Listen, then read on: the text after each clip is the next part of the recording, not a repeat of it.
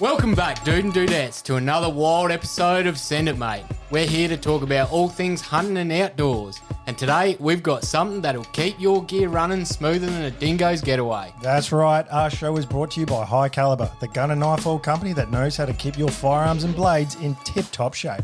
High Caliber is like the secret sauce for hunters, anglers, and outdoorsy folk everywhere. It's like the magic potion that makes your gun and knives happier than a dog with two tails. You know, guys, I've been using High Caliber oil for a while now, and let me tell you, it's the duck's nuts.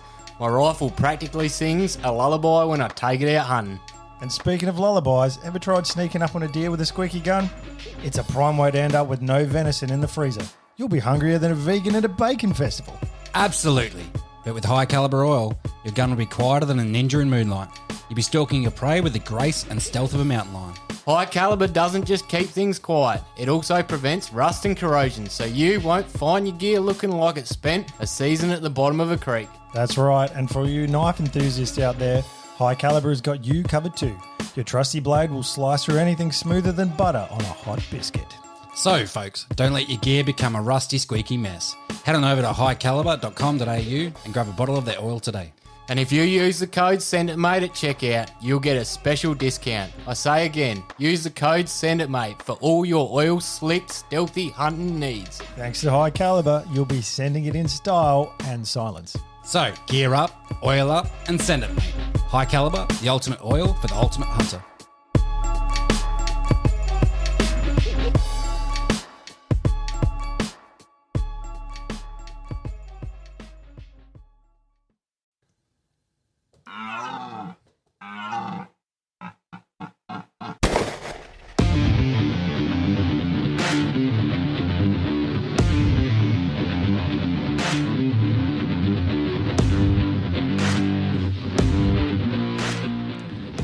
How y'all going, ladies and gentlemen? This is another episode of Send It Mate Podcast. Yeah. Life's a garden, dig it. I'm Josh. I'm Cletus. And I'm Ranger. How y'all going? Somebody over there, he done got a little tickle in his tummy. Oh, it's not spasm. That's hilarious. Josh is having a fucking fit. You said, bro, you fucked up already. Yeah, ladies I and know. gentlemen, the reason why we're talking in these accents because we got a challenge here. We got a challenge going on. We are seeing who can last the longest talking in an accent for this episode. Yeah, we fucked it already. Are you okay? That is the quickest. Do we need to call an ambulance? No, I'm good, y'all.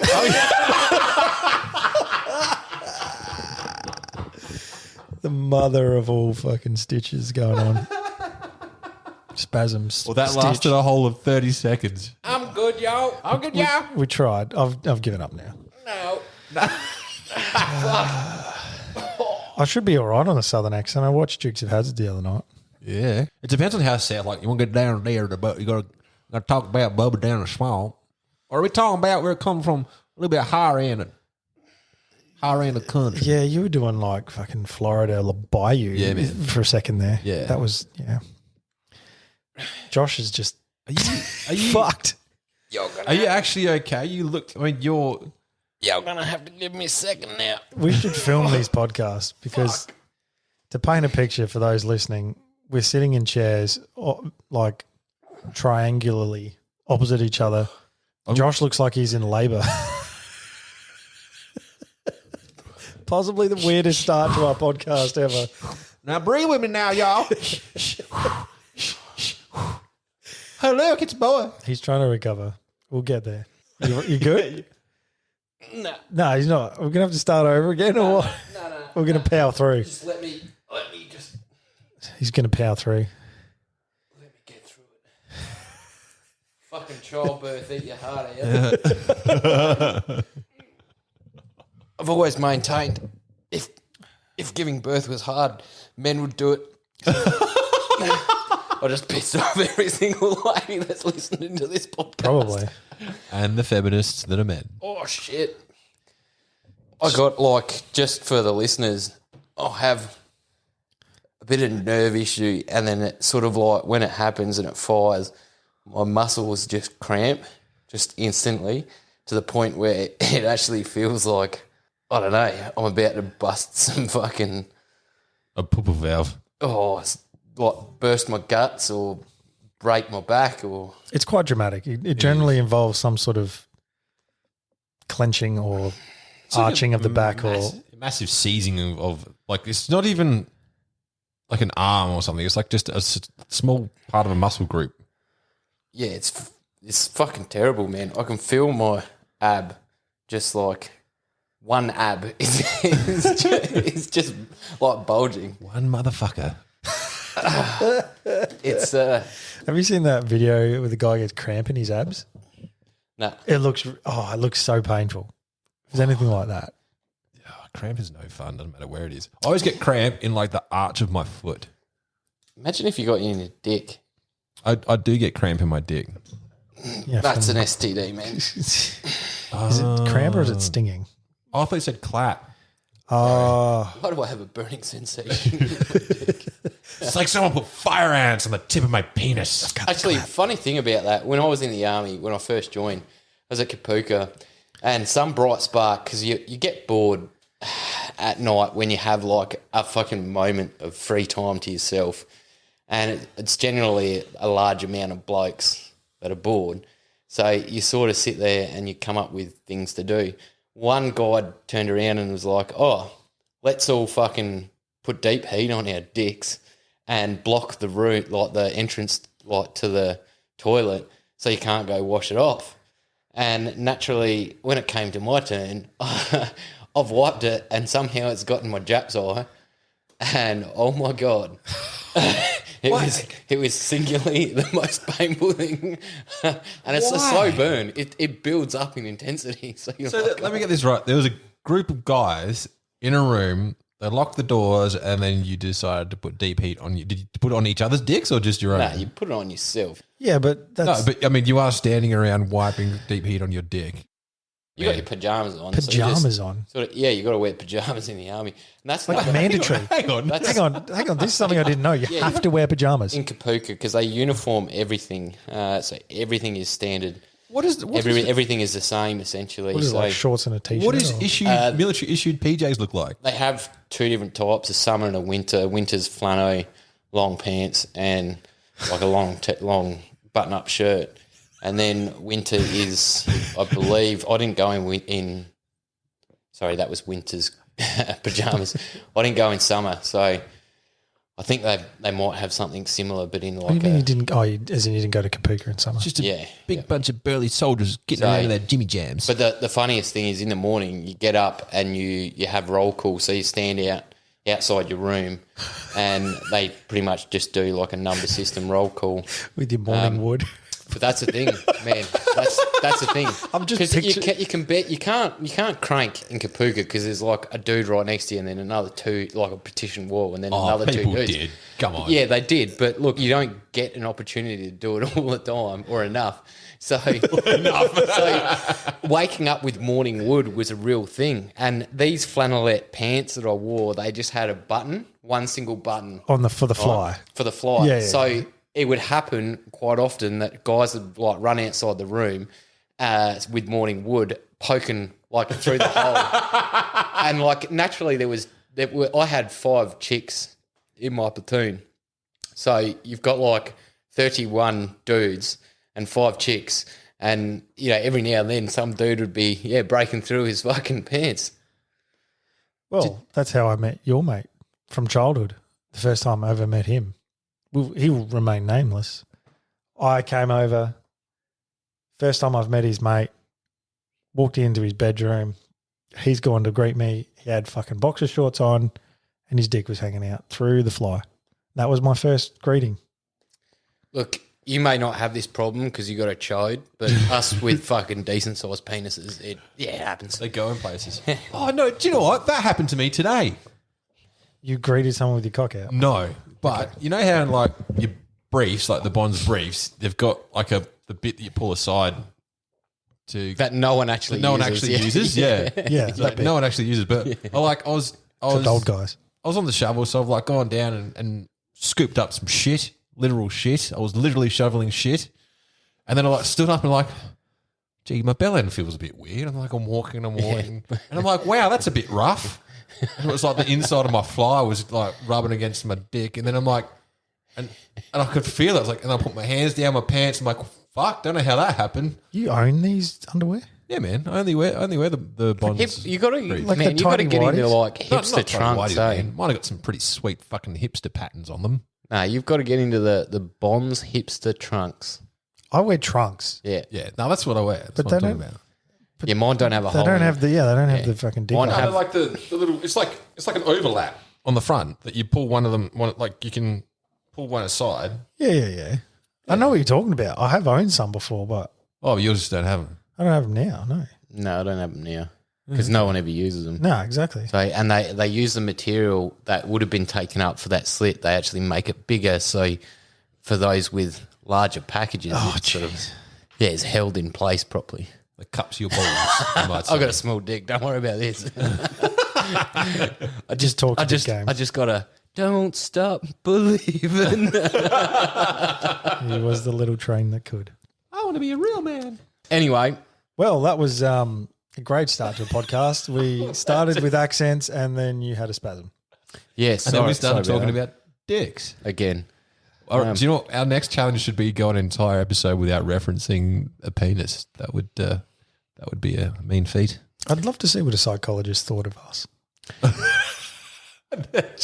Like unresolved issues somehow. I don't like what. We'd have a lot of those. Oh, we do, but Yeah. No.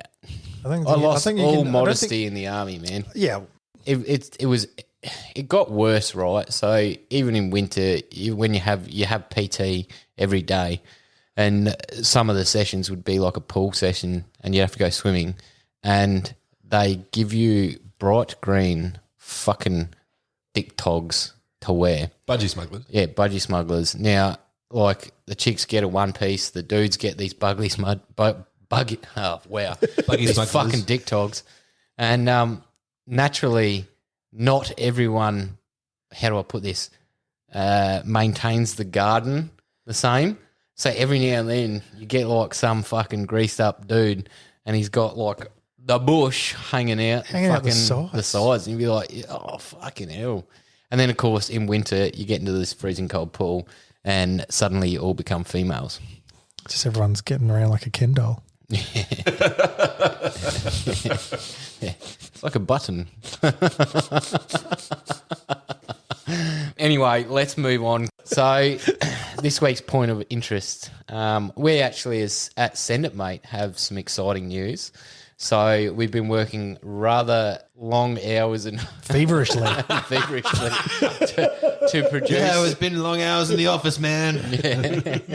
To produce finally a little bit of merch. Now we have some things in the pipeline, but we're going to break the unmerch train with our brand spanking new Send It Mate fucking chopping boards. Chopping boards. So we wanted to think outside the box and not just create some fucking tees and hats because everyone does that. So Something practical you can use. someone come up with the bright idea of making some chopping boards. Is that you pumping yourself up there? No, I didn't mention me at all. Because you did just rock up one day and said, "Look what I did," chopping boards. which was a great idea. Actually, yeah, that is how it It came was about. literally you were supposed to be working on some other project, and then you just rocked up with these. Yeah.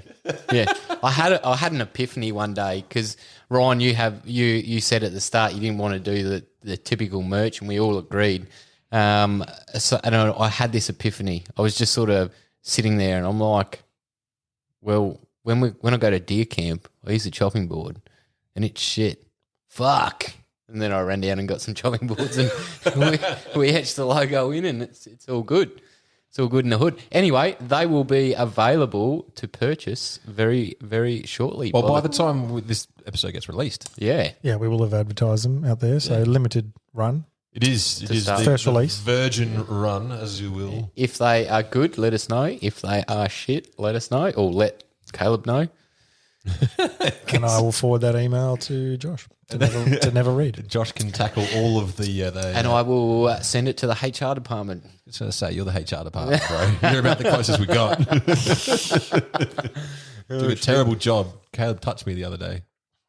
All right, let's mediate this. Caleb, are you attracted to Ryan? No, but he deserved it. He asked for Ryan, it. you know you can mitigate this by saying yes. He was sleeping when he did it, and I was standing next to his bed. I touched you while I was sleeping. Yeah, that makes no It's sense. what you've just said. Yeah, I was holding your hand.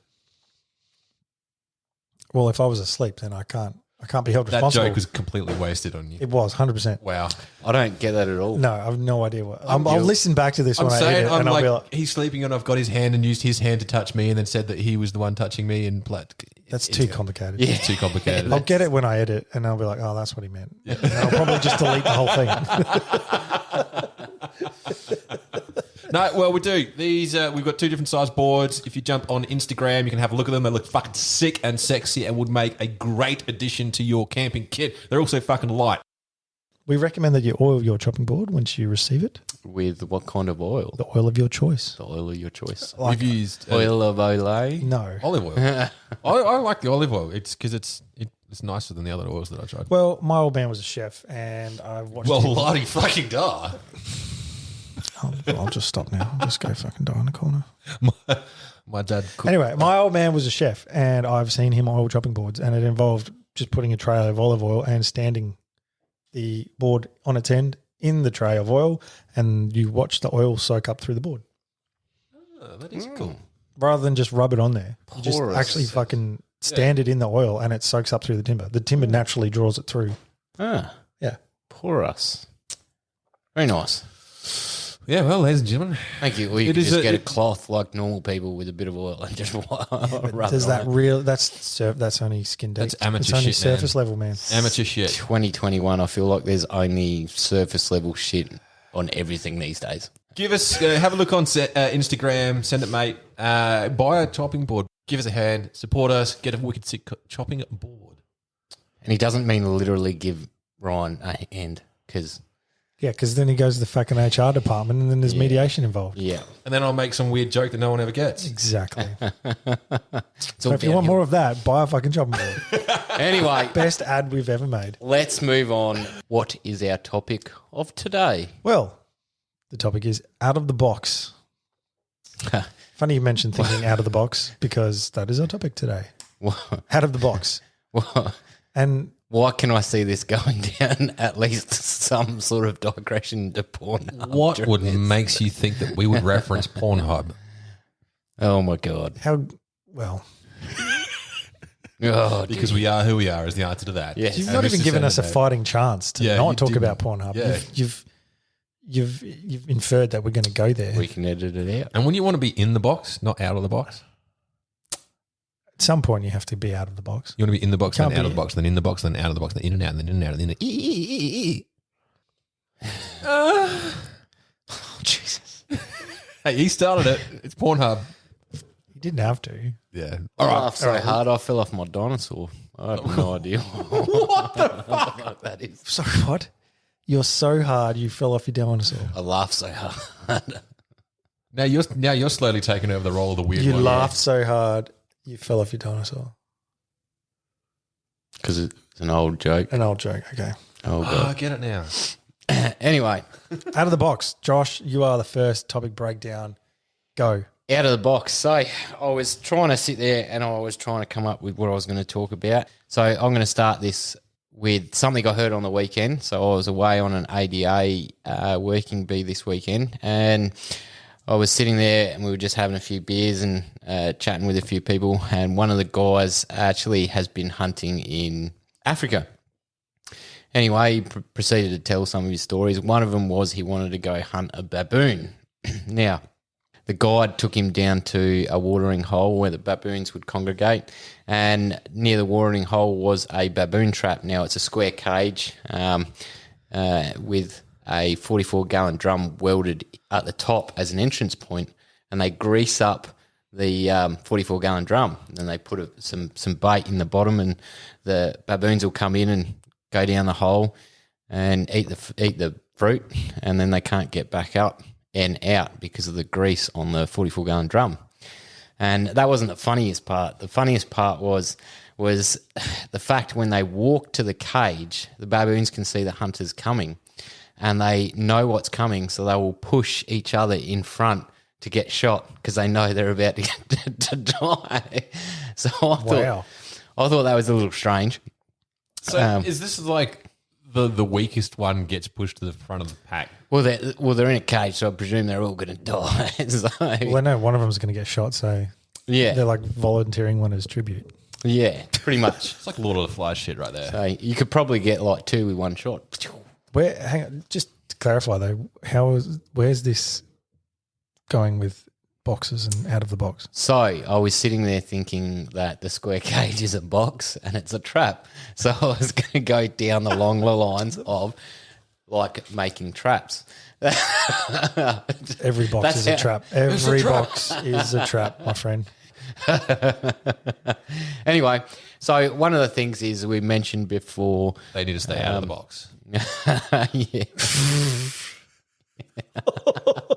It's the pheromones, mate. It's the smell. Remember? It helps you allure the prey in. What are we doing? So anyway, we've spoken briefly before in the podcast about conibear traps, and we've discussed what they are, etc., etc. But some of the other traps that I know of and have used in the past, one of them is a figure 4 deadfall trap. So essentially you place a base rock down and then a second rock on top. The second rock is obviously larger and it hangs out to one side. And then you basically get 3 sticks and you pretty much cut a notch in your vertical and horizontal stick.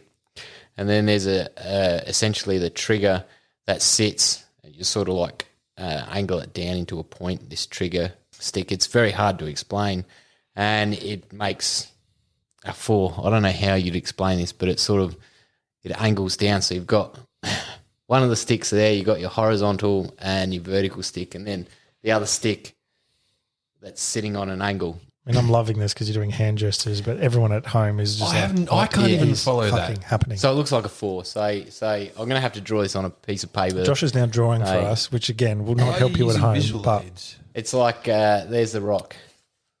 And that's a stick. It's like it looks like a number 4. So the way you've got the stick set up looks like a number 4, and that's its trigger point. So when you like the weight of the rock will be held on the stick, and then when you obviously bump the stick, it falls and kills the prey.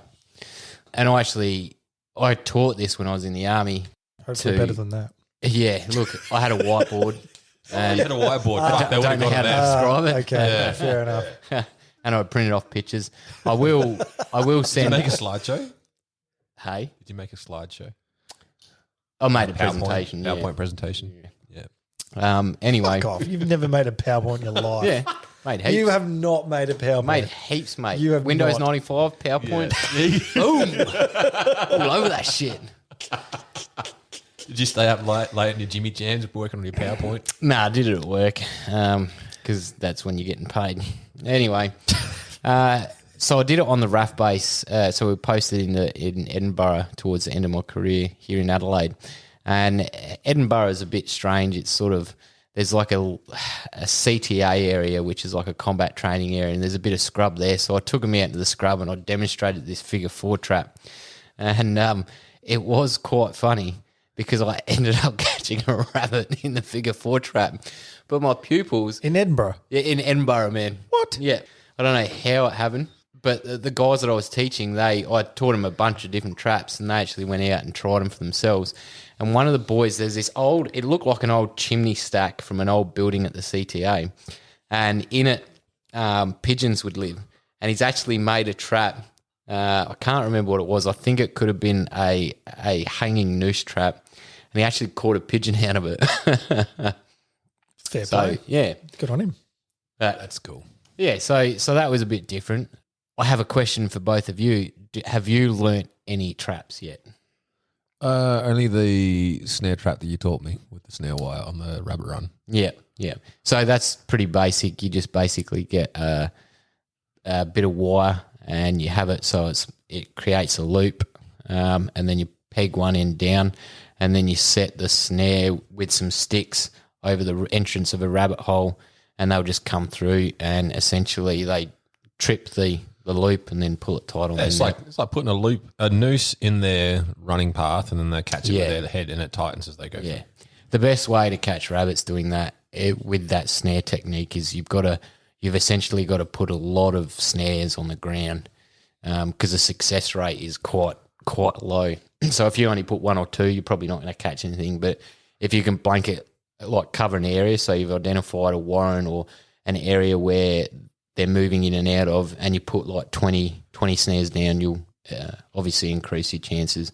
Like with all traps, actually, I dare say that if you're going to try trapping, you need to do a lot, not a little. Yeah. We got lucky with that Conor bear trap because I only have one Conor bear trap, and we just got real lucky with that bear boy. All this talk about traps is just remind me I've got a rat trap in the top of my ceiling. Haven't checked in about 3 months. It's probably got a dead rat in it. Probably. That's what the smell is. What about you, Caleb? I used to catch heaps of birds as a kid with a pretty simple trap. You just get a cage, you prop it up with a stick, you attach fishing line to it, and then you go sit at the other end of the fishing line and chuck some bird seed or something underneath the cage or the box or whatever you've put there. Box trap, that's what it's called. I have no idea what the name of it is, but yeah. I did that and caught a magpie and threw it in Hayden's swag, actually. There you go. I used to catch pigeons or whatever was in the backyard just for fun, basically. So, but at least you know it works. It could work for anything really, as long as the cage is heavy enough to keep the animal underneath it. We need a cage as well. I guess you could build a cage out of sticks, twine them together. I'd love to try the one where you dig a big hole and put sharp sticks in it and then cover it in leaves. Punji pit. That was cool. Yeah, so my grandfather fought in Burma, actually, in World War II. And it's something that he encountered a lot of was punji pits, but they did it with obviously bamboo, hollowed out bamboo, and they would smear feces and shit on the sharpened tip of the bamboo at the bottom of the pit. Yeah, so they'd spike their ankle or foot and then get infection and get their leg amputated. My grandfather, his unit actually ended up getting badly attacked to the point where his whole unit either died or dispersed into the jungle. And my grandfather ended up spending years in the jungle just trying to find Allied forces. By himself? No, he said he had 8 mates to start with. Yeah. And then they just trekked around till they found small units, Allied units, and hooked up with them, tried to get back to some sort of main base, but in the wash they either were attacked or dispersed again. And yeah, wow. Yeah, yep. But yeah, the punji pit was something that he come across very, very often. I think that it's evolved as well now, actually. I think there's a way that they do it with ammunition as well. So just on a simple spring and then a cup to hold around, and then at the bottom of the cylinder that the spring's sitting on, there's just a small little nail to hit the primer. So when it's stood on, depresses the spring, hits the primer, goes off. But having said that, there's not much force directed into the projectile, but it's enough to certainly cause you damage. Is it true that they started issuing boots with metal in the sole to try and... Yeah, our issued boots had metal in the sole, but I think that was just to make them stiff for hiking, or for long walking with heavy loads. But yeah, traps definitely are varied. Another one that came to mind actually was something that we all probably know about, and that is, so when you're at the beach and there's low tide, you build a rock wall, high tide comes up, the water and the fish go over the wall, and then the tide goes out and they get trapped in that spot, and then you can just go and spear them. That's pretty cool. Yeah. I actually watched an episode of, this is going to sound bad, but it's called Black As on YouTube. And they went to this fishing trap that was like 100 or so years old that they still use to the day, and they caught fish out of it too. So that was pretty cool. There you go. Why are you laughing? Because you're like, this is going to sound bad. It's just an episode of Black As. Yeah, but it sounds. But that's bad, what it's called. Yeah, but it sounds bad. It's the name of the show. They chose the name. After everything that we spoke about at the beginning of this episode, you're drawing the line at referencing a show called Black As. Well, I'm trying to Self-titled just by be people nice. who would be offended at it. Just trying to be nice, all right? Fuck. Anyway, Fucking hell. I've made plenty of traps of people. Traps for what? You've trapped people. You've trapped people. Practical jokes. So, you know, like the old leave a door ajar and put a glass of water up the top. So when they open the door, either water or some substance lands on them. You. So a glass jar so that it smashes and... No, like a styrofoam cup of water or some sort of flour or shit. I don't know. It's a good trap. That's quite funny, actually. I lived with two dudes when I was in the army here in Adelaide, and one of the boys actually decided it would be funny to put flour on my ceiling fan in my room when it wasn't on, obviously. And then I got home and it was hot, you know, Adelaide fucking summer, and you crank the thing, and next thing you know, there's fucking flour everywhere. I'm like, fuck you. That's brilliant. That was pretty good. Have you done the Glad wrap over a toilet? Done that. Have you done the glitter in the shoes and in pockets? Like, you get, like fine glitter, and you put it in people's pockets, and they put their hands in their pockets, and it's on their hands, and they pull them out of the pockets, and the glitter goes everywhere, and it's just fucking everywhere. I've done it with hot melt glue beads. With what? I used to do it at my work. So on the machines, they dispense glue, and there was these like solid beads that you'd put in the hopper. Vajazzle fucking things. Like he can vajazzle you. What? Vajazzle? Where are you What going? are they called? Like little fucking, little diamantes, that's it. What? Is that what you're talking about? How are you No. getting vajazzle out of I'm talking its glue? about machines that use hot glue to glue cardboard together. Yeah, but you're talking Fucking- about putting like fucking things The glue comes in these little beads, which they pour into the hopper to then melt. Right? That is not So what it the came little- out like at the start, man. Okay. I was getting there. I was getting there, and you went straight to vajazzling somehow. Yeah. You just went hot glue. Oh, you stick beads on stuff, vajazzling. That's your train of thought right there. Well, So I used to put, there used to be a random box in the office, and I used to put these fucking hot glue beads in people's shoes, their safety boots, their pockets. So they'd go out to the factory or go see customers, and then they'd just reach in their pocket randomly, and there'd just be fucking glue beads. And Did they know it was you? yeah, most people knew it was I me. got a feeling, yeah. There was You were me that or guy. one of three people that used to play pranks. Okay, so you weren't like the only guy in the office that I wasn't the only one. So I'd have just taken a shit in the office chair to get back at you. My favourite trick was to go into someone's office, like a manager, Yeah. go on the computer, and like there's an instant messaging service throughout the whole place, and just be like, can you please come and see me in my office? Send it to someone the other fucking side of the whole place, and then walk back to where I was, and you'd see this person walking through, and then they'd go into this person's office and just be like, yeah, what do you want? What do you mean? What? I don't. What? You sent me a message. I could never have gotten away with that in any of my workplaces. You must have had a pretty relaxed environment that you're working in. I mean, HR was in another state, but Oh, that makes it was pretty relaxed at that particular place I worked, to be honest. So most people had a good sense of humour to survive.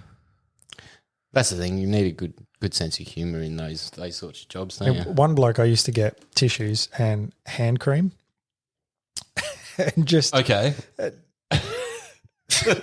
and wank him off at his office.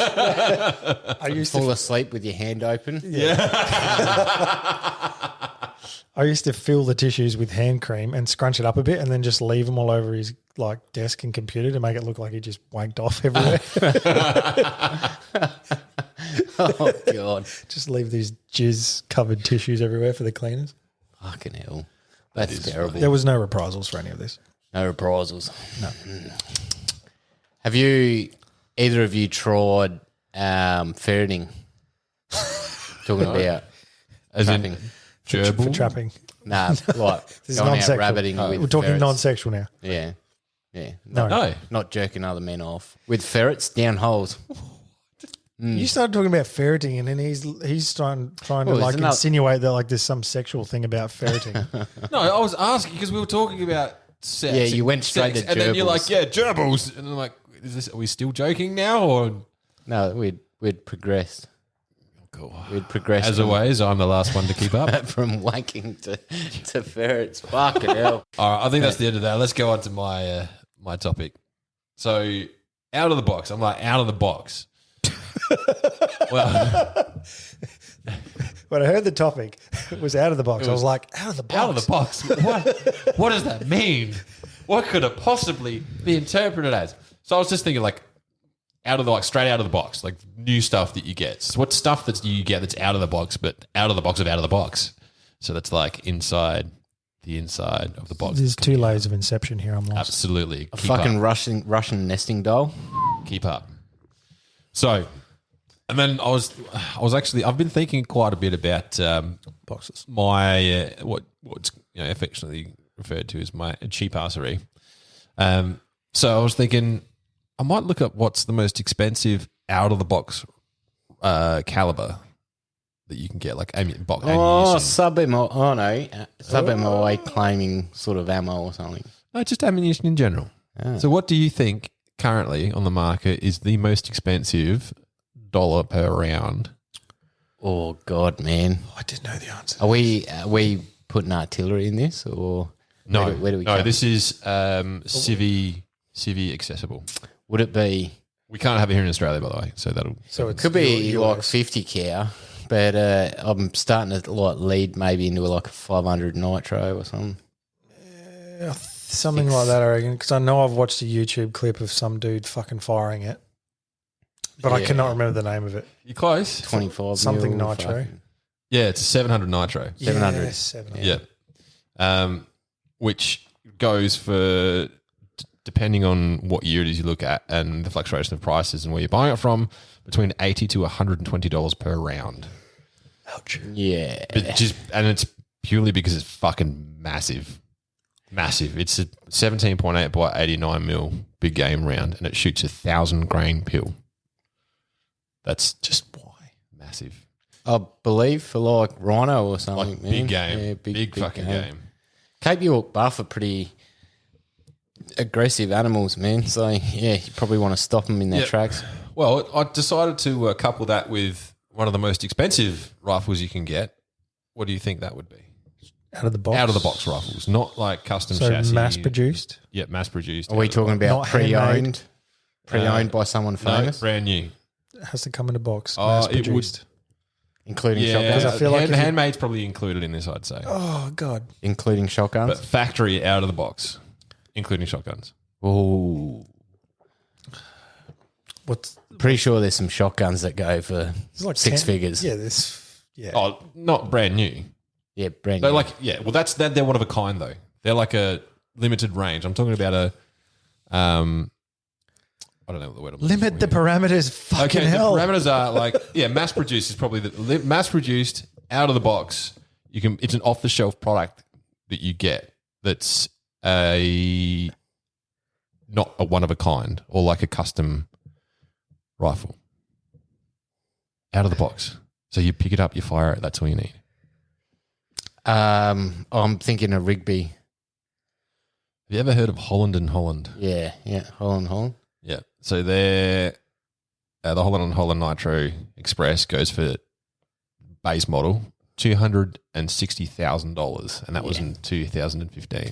That's not surprising. This is for the $82 rounds. Yeah.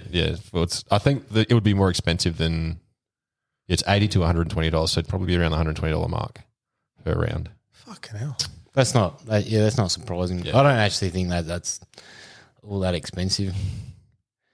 Are you fucking shitting me? Come on. If I was a millionaire, I'd drop fucking. But to 300K give on you a it. bit of perspective, so the next closest in that area is between $40 and $60 a round, and that is the JDJ 950. Look, if I was a pompous fucking aristocrat with fucking wealth coming out my ass, I'd be like, yeah, fucking oh. Well, if you can afford a $250,000 gun, then I don't think $120 a shot is going to bother you.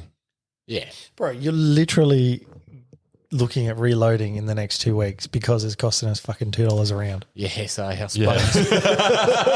I spoke to another guy lately, actually, and he goes, "No, it'll be more expensive because you'll shoot more ammo." What? You'll shoot more, sorry. No, you shoot more.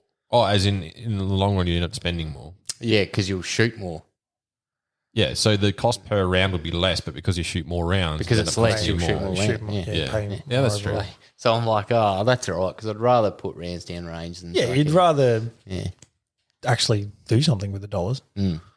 Well, speaking of the 308, do you know what the recoil foot pounds of the recoil on a 308 are? Yeah, I'm starting to think 70 foot-pounds. Around there, depending on if you've got brake and all that sort of shit. Yeah. A 700 Nitro Express is 10 times that of a 308 recoil. Yeah. Have you seen YouTube clips of them go off? Yeah, that's what I Man. watched. I just couldn't remember the name of it. Have you seen that Saudi dude shoot one? No. He's like a Saudi dude, and he's got this like bolt action 700, and he's sort of like he's in a little like booth, firing booth, and he's like got the rifle, he fires it, and then like there's a glass panel behind him, and he's just smacked into the glass panel. The rifle's done a fucking 360, and just Oh yeah, I like, have smacked seen him in the that. head. I've seen that in like a compilation. I reckon. There's lots of those. Have you seen the dude with the AK that's at the firing range and he like pulls the trigger, but the recoil keeps pushing him back and he keeps his finger clamped on the trigger. And then two of the instructors grab him before the gun, like the gun's like going up and up and up and up. And he's being pushed back and it's like putting rounds up through the ceiling. Yeah. That to be honest, if you're firing an auto and you're not ready for it, yeah, I can see that happening pretty. That's easy. why they have instructors. No, it still didn't help apparently. Yeah. Fucking hell. I've seen. I reckon the first time I saw you fire a shotgun, Caleb, you were taken back. We were young. We were heaps young. I remember. Yeah. I jumped off a ute. Someone handed me a shotgun, and I shot a fucking. I think that Quail. was my old Sterling single barrel as well. I reckon. No, Yeah. side by side. Your old man's. He had a side by side at some point. Oh, you still got a side by side. Oh, what was that thing then? That was the first shotgun I ever shot. Oh, really? Yeah, jumped off the ute. It was like 4 o'clock in the morning. We'd been fucking culling roos all night. You're like, here, there's a quail. Fucking go shoot it. And that was the first time I ever shot a shotgun. And I just remember fucking, okay, recoil, and then just poof, feathers. Nothing else. And I do actually remember. Actually, Ryan, imagine you get scope eye every time you shoot your 243 now. Imagine if you had a 700. I've only ever had scope eye twice in my life. I reckon I've seen Once it with my more than that. 243 and once with your 308. I reckon more than that. Nah. I've got the scars to prove it. Oh no, I've got at least 2 photos of it. Yeah, I reckon I've got at least 3. Nah. I've only ever had scope eye twice. Yeah. And lessons were not learned. Imagine shooting a 700. Yeah. No, that'd be Oh, it'd be nuts. that'd be crazy. I would it'd just be why? Why? You don't need to. I mean, it'd be painful Yeah. the fact you just shot $82. Yeah. Actually, the worst that I think I've ever felt it is I was at the Para Range when I was a kid, and the dude had a 454 Kessel revolver, and I fired that thing, and I was like I had zits and no pubes. I was that young, and this thing fucking hurt. So you fired it, then you walked away and sprouted a couple. To this day, I don't have any desire to shoot a 454 Kessel. Have you guys shot a Desert Eagle? No. Nah. Yeah, me neither. So in the time that we've known you, you've gone on a secret trip to go shoot a fucking 50 cal. Nah. The 50 cal AMR is not that bad, actually. Not that bad at all. It's quite tame because the weapon system's pretty Yeah, if heavy. it's on the right platform, then you're all good. Yeah, it's not bad at all. I had an old ticker when I was young in 308, and it was the Ticker light stainless, but they had like their blow mold of their stock, their butt stock. It's sort of like was blow molded, and it had sort of a section that it was like sucked in. I can't even describe it, and I can't remember. Concave.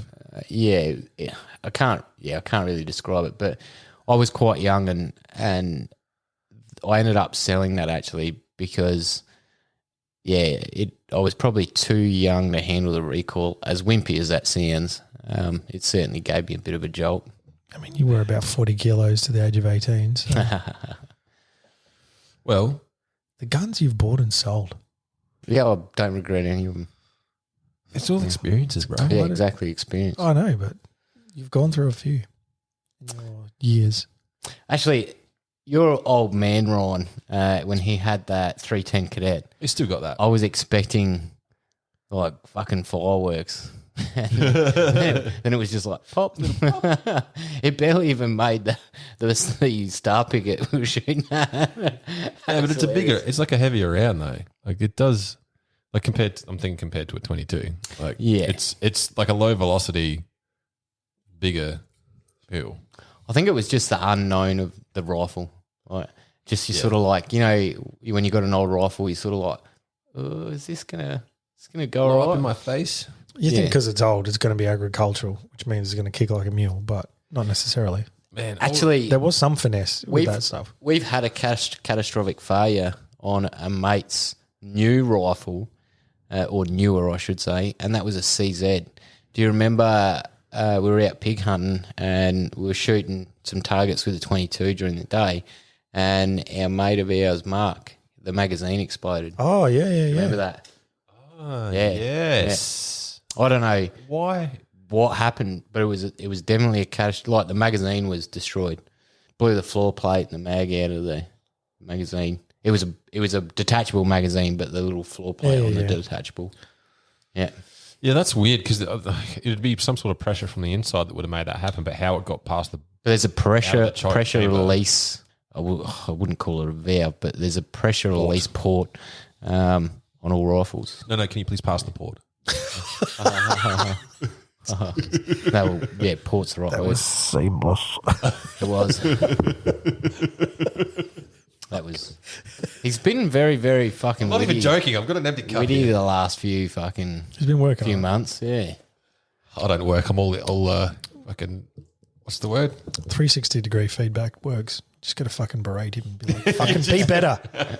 You fucking shit. Lift your game. Anyway, you up, Caleb?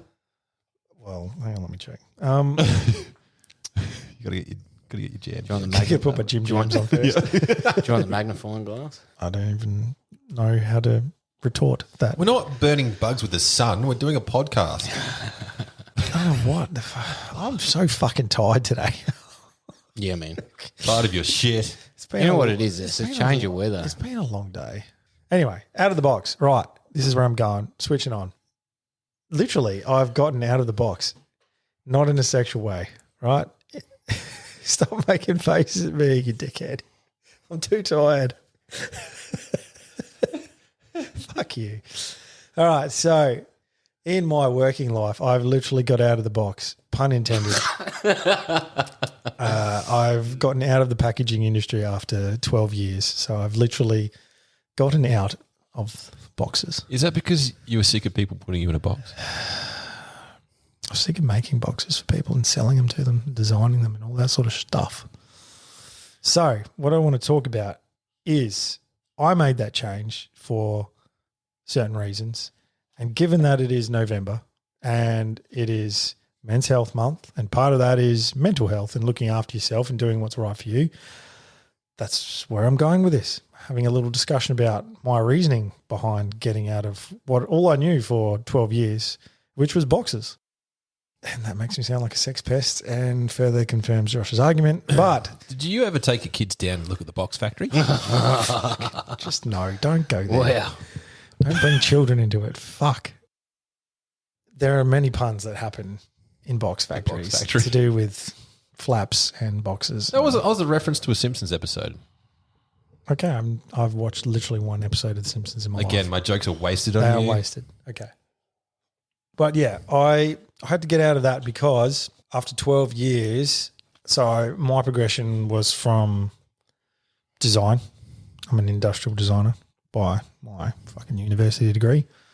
Design packaging for nearly 6 years, moved into sales, sold boxes, then changed companies, sold boxes for another company.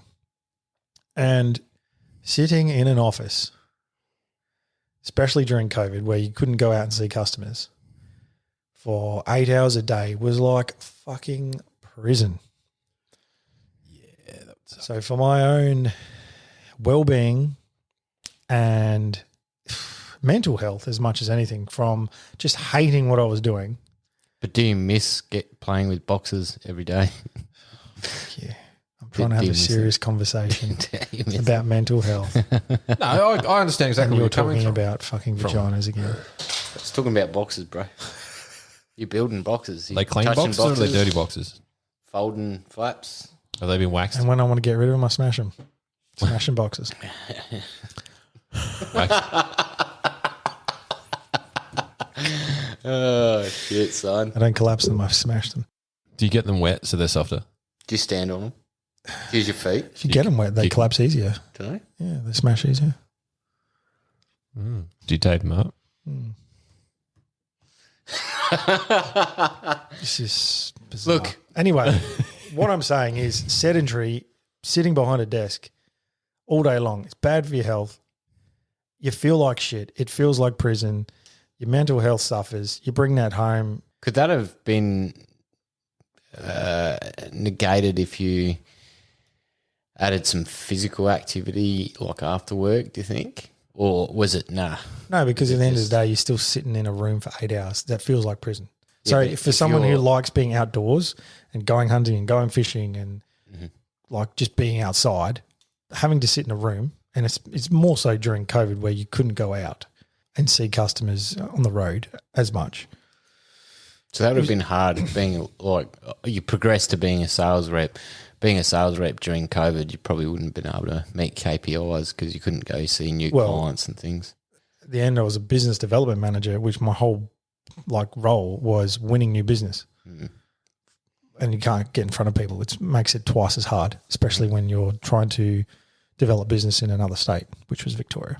So yeah, not an easy. So it's basically like an impossible task in terms of what my role was. But couple that with just having to be inside, and like I'm like I mentioned about the pranks and stuff. So I'm pretty good at making the most of shit situations. Like always keep a sense of humor is important when you hate your job. And I didn't hate everything about my job. I worked with some really good people, which I think that's important as well. Like the people you work with sort of make or break a job. If you're working with a bunch of shit cunts, then your job is going to suck balls. Yeah, definitely. Certainly makes it I harder. think it's that whole if your job's shit and you don't like it at all, that's like you said, you take that home. If you're not enjoying yourself and you get no fulfillment out of it whatsoever, you can't have the other side of your life be full of joy and fulfillment, and because the two are interlocked. This whole like work life balance, that thing that people preach about, is a crock of bullshit. Because this day and age, everyone's constantly exposed to their work I think and has it readily available to them via the phone and computers and whatever. So you can't segregate that. Well, yeah, but I think guys are worse with bringing their work home. Like even if you're not like you get home and you're not actually actively doing something for work, I do think men find it very difficult to switch their mind off in thinking about the next day. Yeah, I'm definitely like that. yeah, because you're constantly planning or Yeah. like Yeah, trying to so- think about what you're doing next. Yeah. So suddenly you're not paying attention to the other important things in your life, like your missus, your dog, whatever. Yeah, I read a thing online the other day that said your real life is at home, not at work. So take care of the stuff that is in your real life, not the stuff like prioritize the stuff that's at home than the stuff that's at work, because that's your real life. Especially as guys, because they define themselves by what they do. Like when you meet someone for the first time, like just about the second question you ask them is, "Oh, what do you do? What's your job?" And as guys, that tends to define us. Yeah, that's what you identify with, isn't it? Yeah, It's what like we it's your do. identity. So, when you hate what you do, you're almost like, "Oh, fuck, yeah, this is what I do." And it's soul destroying to go through life doing something you don't enjoy doing. So I think, and especially during this COVID period, so many people have quit and reassessed their lives, or, had to work from home, and there's all of a sudden some trust from employers to go, well, all right, the job will still get done when people are at home. So there's a lot of people that still are working from home, even though they don't have to. So I can cut some costs down for an employer though, and make it beneficial. Yeah, they reckon that's a whole new,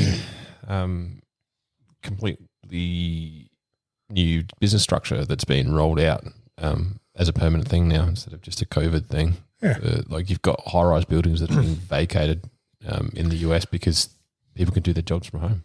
That's in Australia we're a bit behind the times anyway. Like I don't know if you know, in London they actually have a thing called flexible work hours, so you can, in some jobs, choose the hours you work and come into work.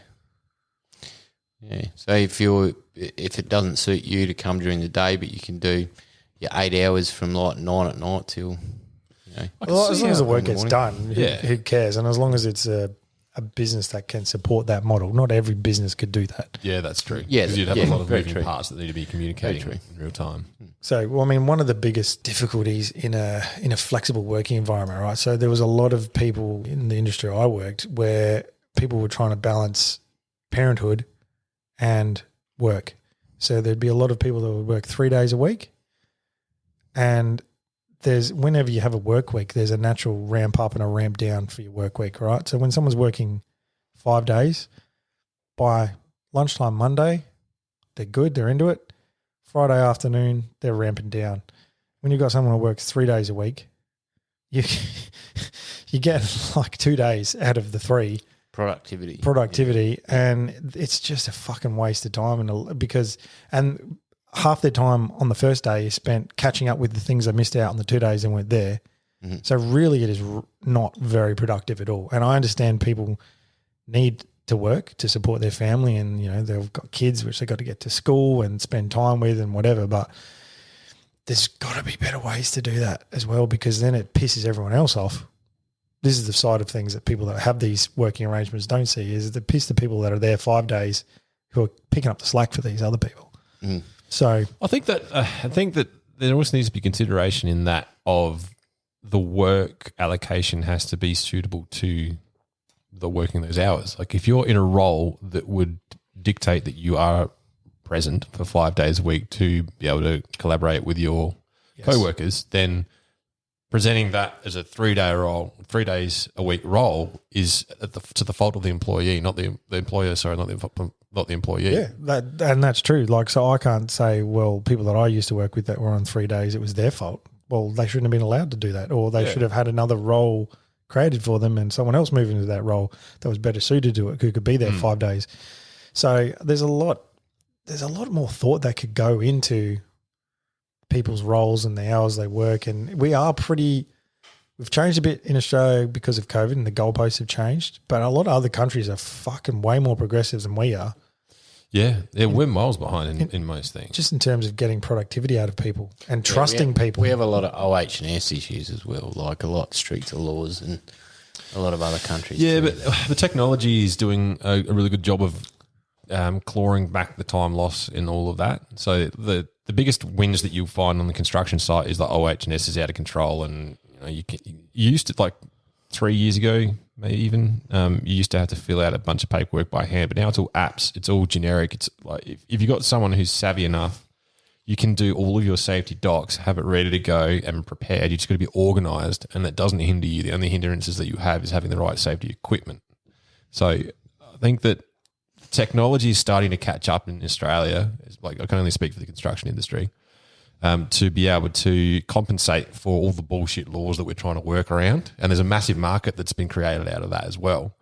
So I think that's definitely moving in the right direction, but it's a little bit slower. But I think that the working hours that's expected of people, the reason why I quit my last job was the hours were fucking ridiculous, and I couldn't shut off. Like it's like you just said, Josh. Guys take their shit home, and it's hard to disconnect. And I've always been a workaholic, and so it's similar to you, where I found myself. I'd woke up one day and I had some other stuff going on as well, but I woke up and I thought to myself, why? Like, why am I even doing this? What do I get out of it? Paycheck was fucking awesome, but at the end of the day, I couldn't enjoy the days off. I couldn't enjoy spending the money that I was making because the shit part of what your life is will flow in and affect the other parts that you're trying to maintain as the good parts anyway. And then the only thing you can do is reassess, have a look at it and in through the eyes of someone else, and then make your decision and just do it.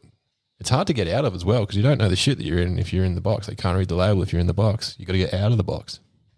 Yeah, it's great to have the perspective once you're out.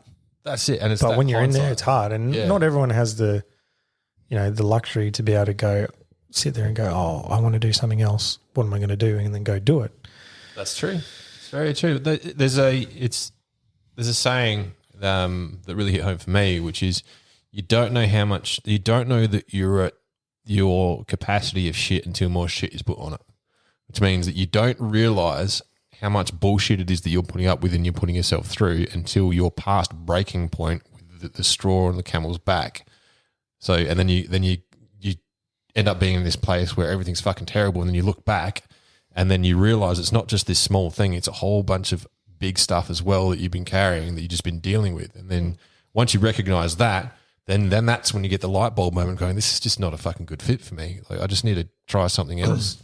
Yeah, and I'm pretty resilient. So through my second company I worked for in packaging, went through a very similar situation to the first one, and seeing it going through it the second time, you see it from a completely different perspective. So when it was happening the first time, you just fucking like tearing your hair out and holy shit, like what do we do? How do we fix this? You go through it a second time, you can see it with a lot more clarity and see other people around you the way you were the first time. But then you can sit back and just be like, I'm not doing this. I'm not doing this again. Yeah. Draw your line, set your boundaries. So, yeah, I got out. It's for my own physical health, for mental health. How do you feel now? I feel much better, and especially just from the perspective of not going through a work day and feel like all I've done is shuffle a few emails around. Because for me, I like to have a sense of achievement, and that was the biggest thing that wasn't the box that wasn't being ticked, if you like, in my last role. I need to get results to get satisfaction, and I wasn't able to do that through no fault of my own. So you'd say you were quite poor at ticking the box. Quite average. I think what he's trying to say I'm is going to fucking smash your box. didn't have the opportunity. Shit. But yes, I feel much better now because I actually get a sense of achievement in my day. Yes, I'm physically more tired, but that's a good thing. After a while, you're like, it actually feels good to be sore at the end of the day, and you get used to it after a while as well, so you're not as sore. So being physically active in a job, being able to do a project and see something through to its end and look back and go, I did that, achieved that, that's a good sense of satisfaction. So mentally better, physically it's a tangible thing, obviously you're creating something as tangible as, sending an email is not really tangible. It's just a communication. It's no, and there's a lot of game playing and a lot of, especially in sales and especially when you're a business development manager, is a lot of, you feel like a prostitute because you're throwing yourself out there constantly. Okay. You got a better metaphor for me, or? Is it because you get fucked all the time? Well, there's that. Did your sheep but mostly pussy because get a you're workout? constantly like throwing yourself out there to people saying, hey, do you want me? And getting rejected all the time. Well, you're approaching them for a result and then constantly being shut down. Yep. And what's worse is when you personally isn't the reason why they don't want you. Because they might like you, but they don't like what the bigger company you're representing are about or can deliver. That'd make it hard. That's a very fucking hard gig. Yeah. I could never be in sales. And look, I never thought I'd be in sales, but what my advantage was that I had a technical background and I knew the product inside out. So, and I don't fucking talk shit either. So I could go in front of a customer, they could say, I want this, and I could say, we can make this machine will do this, it can be this size, here's a potential design, So here's your price. You cut through the bullshit. Cut through the bullshit and tell people how it is. Yeah. So what's the biggest thing you took out? Like, obviously you learnt something going through all this. What was the biggest thing you learnt? What? You got to have taken something out of it. You can't just say the last 13 years was for nothing. Oh no, not at all. I learned a lot of different business setups because I had customers, everyone from a backyarder through to multinationals. So there's that broad spectrum of seeing businesses, but then also like just developing a business acumen, learning sales techniques. So I did learn a lot, but it didn't feel like me. Like, I'm not a salesperson, but I was good at it, which is more annoying. Yeah, there's nothing worse than being hindered by incompetence when you know that you're good at delivering what it is that you're doing. But you know what? Half the job is just being a good communicator and following through with what you say you're going to do. Well, that's the key with everything, though. Like that I think that is the major component that separates the successful people from those who just don't give a fuck, is the ability to communicate and get straight to the point. Like, I found that I'm a pretty good communicator in terms of making sure that people are doing the right thing and getting the right answers to them to be able to have the tools to deliver whatever they're supposed to be delivering, which was a massive asset working as management in construction. But the one thing that I found made that whole thing topple was if in the lines of communication you had one person who either didn't give a fuck or just didn't know how to pass the message on, then the whole fucking thing falls down. And especially in such a fast-paced industry, like what yours would have been, yours is like manufacturing the next day, wouldn't it? Well, exactly the same. So you can bust your fucking balls to get the sale, to promise the customer, all right, yep, you need that, I'll get it done. And you go through all the process. So you fucking go through production, they fucking turn over the earth to get it done for you. And then you get some cockhead out and dispatch who's like, I can't be fucked, even though you've said to him, mate, this has to be here at that certain time, because he didn't give a shit. It didn't happen. And then the whole thing gets let down. That used to drive me insane. Yeah. Because it's my own personal credibility. I've said, I'll make it happen for you. I'll promise, knowing that I'm not doing anything outside of what's not achievable. But because some cockhead decided he couldn't be fucked, the whole thing got let down. That used to drive me insane. Yeah. No, I understand 100% what you're talking about. And those sorts of the people, I just feel like giving them a big fucking slap in the head and being like, mate, the only person who looks like a dickhead here is you. And then now I do because you're making me look like a dickhead. Fucking people. Shit me. There you go. That's why we started this podcast, to become millionaires. We had to deal with that shit. And I got out of boxes. So there you go. What did you learn out of this conversation, Josh? Boxes are shit. Nah, look, I completely agree. You've got to do something that makes you happy.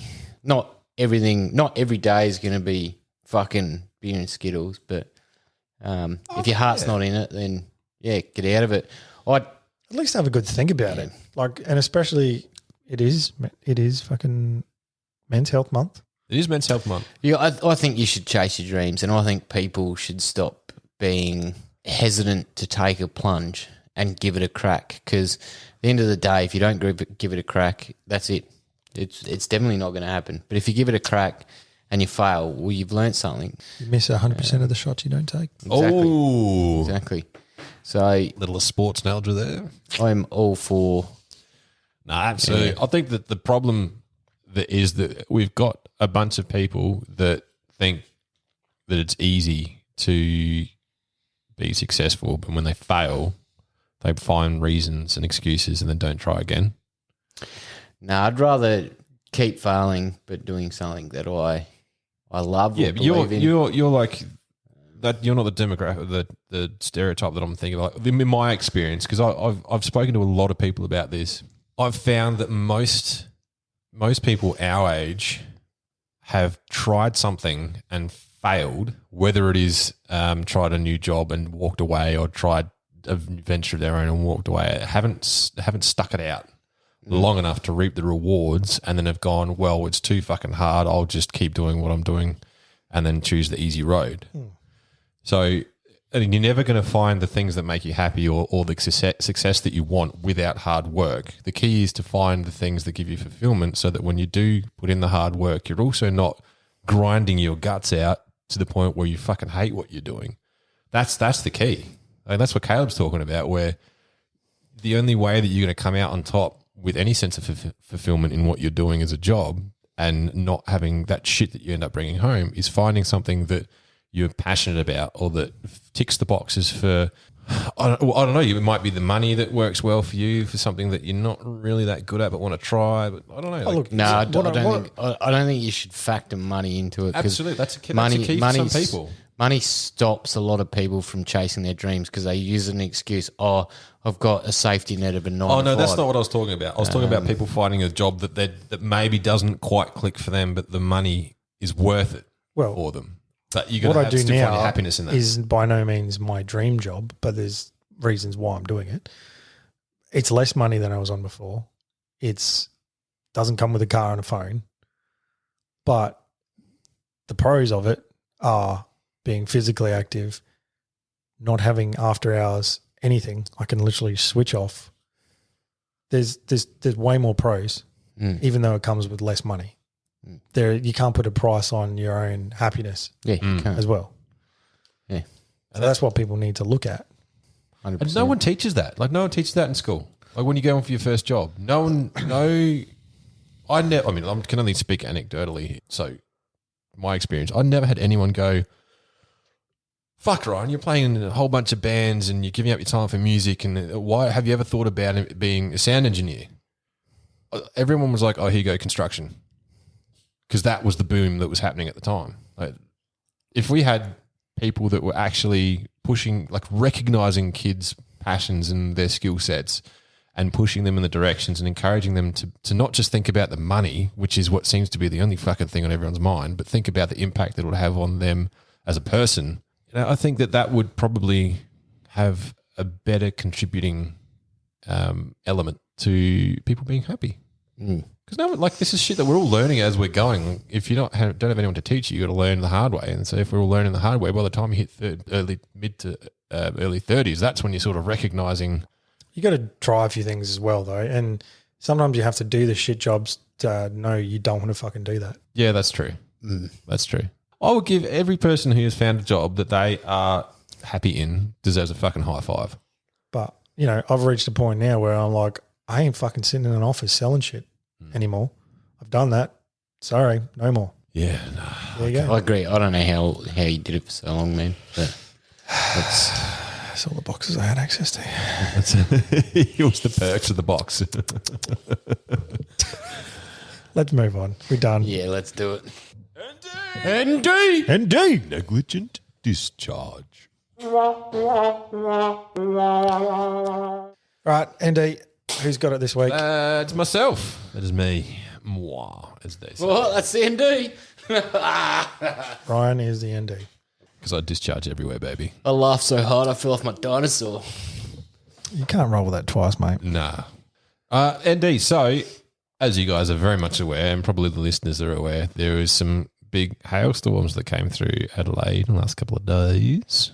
I think I posted it up on the grams. We're talking a week weeks ago. now as we Is it record really? this. It's been weeks. A week ago. Well, by the time this episode Oh, comes out, really? it will be at least 2 weeks. Oh, fuck. No. I mean, I've been working every day, including weekends. So it's all one blur. Every day is exactly the same. Oh, you nailed that one, bro. Can you do it again? First time I've ever sung on this It podcast. is the first time. Please Bit of don't 9-inch nails. do not edit that out. I'm worried. I'll leave it It in was there. delicious to the ear holes. No, so when the hail started, because I was at home, and it sounded like someone was like kicking the aircon box on the top of the roof. And I was about ready to rage. I'm like, fucking, someone's climbing up on my roof. Your mind first went to someone is on my That roof is kicking what the aircon. that's what it, because it didn't all happen at the same time. It was like one and then a couple of seconds, and then it was like, Another 2 fell like a half second apart. Like it sounded like someone was playing soccer on the roof. In the early stages of the hail, Yeah. they The fall early at random before you get there. before you get the downpour. Yeah. So and then I'm like, what the fuck is going on? So I've gone out the front and that was when it all hit. And my car is parked in the driveway normally, but I keep the garage like with tools in it, but around the side, but empty. So I've stood there, gone out, like watched the hail absolutely smash my car and gone, fuck, it's gonna dent the car. So instead of just opening the roller door and driving the car in, I've just like tried to get little bits of rubber stuff, like a rubber mat, and put it over the bonnet, get some blanket and throw it over the car. And I'm like running out there, I'm getting smashed with golf ball sized hail. I did say that. I'm like, has he put a fucking carbon fiber bonnet on? Or No, that was like a rubber mat that I was like, yeah, I'm fucking smart. And then after it all stopped, it dawned on me that I could have just pulled the car forward into the garage, and it would have been sweet. So now I've got hail damage all over my car, and you can't really tell the difference because it's banged up to shit anyway, but it's definitely there. Well, I should show you a picture. I've showed Josh. I haven't showed you, Ryan. A picture of the veranda my car was parked in front of, not under, but in front of.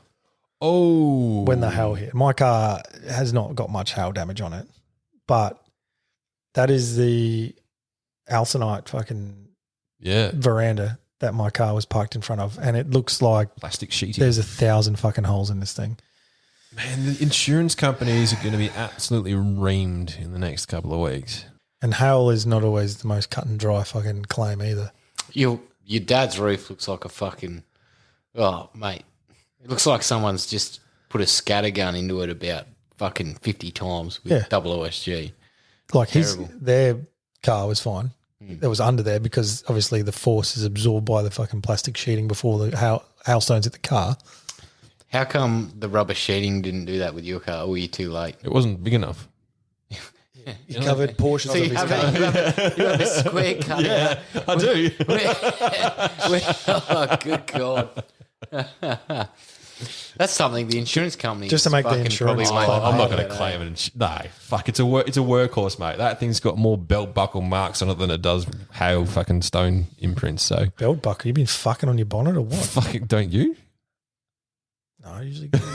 No, from like reaching in the back to get stuff out of the tray.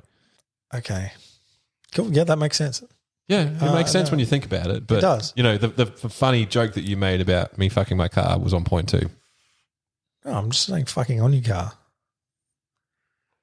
I thought you said I thought you implied that I was fucking my car. No, just fucking on your car. Oh, my joke isn't that Not much fucking your car. then. Fucking Are on you your car. Like fucking your rolling car? around on the bonnet.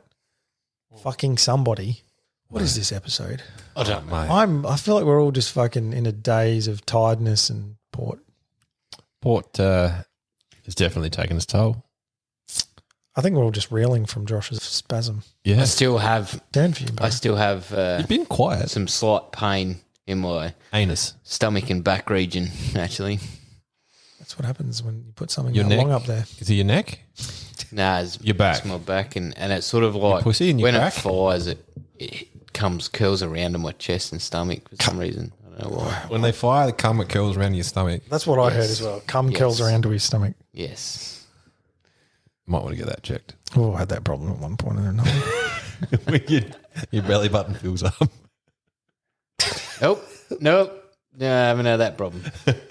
Sorry. It's like a tiny little reservoir. We're losing the plot. We are. I think maybe you need to wrap it up. I think that's probably a good thing to do because, I don't know what this episode's been really. Well, it's been inside some boxes and outside some boxes. Ladies and gentlemen, thank you very much for listening to us ramble. Please head over to Instagram, send some stuff to your friends, get them to follow us, like, share. We're on Facebook as well. Yeah, check out the chopping boards. Buy some if you want. Buy one, buy two. Yeah, we'll have prices. It's up nearly there. Christmas time. Buy one as a gift.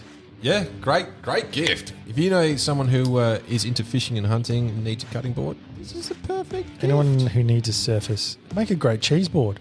Serve mate. Christmas fucking hors d'oeuvres on a Centre-made chopping board. That's fucking jolly as shit right there. That's what that is. And remember, life's a garden. Dig it. Catch ya.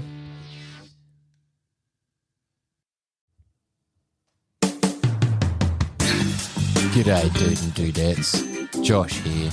Do you find it hard to keep your long, hard barrels free from gun STDs? Maybe you need a clean out of your bore. If this is you, jump on over to highcaliber.com.au and use the promo code SENDITMATE to receive a 10% discount on all your gun cleaning needs. And remember, it's sexy to support Australian-made products.